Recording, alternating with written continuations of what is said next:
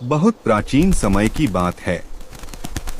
एक विद्वान राजा के मन में एक प्रश्न बार बार उठता था। क्या मनुष्य की अकाल मृत्यु पहले से तय होती है या वह उसके कर्मों का परिणाम होती है?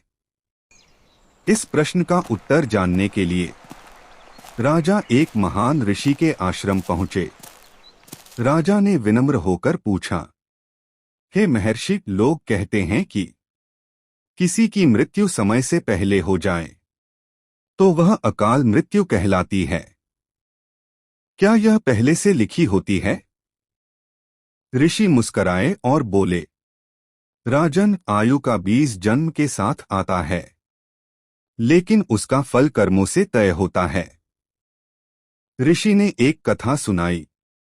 एक युवक था जिसकी कुंडली में अल्पायु का योग लिखा था।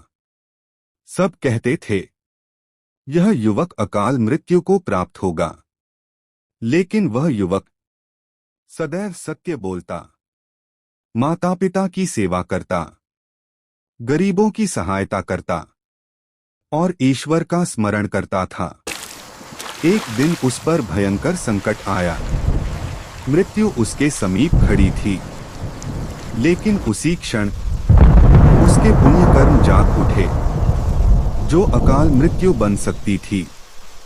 वह केवल एक चेतावनी बनकर रह गई। ऋषि बोले, जो लोग अधर्म, अहंकार और हिंसा में डूबे रहते हैं वे अपने कर्मों से अकाल मृत्यु को बुला लेते हैं, और जो धर्म, संयम और सेवा के मार्ग पर चलते हैं उनकी आयु स्वयं धर्म रक्षा करता है।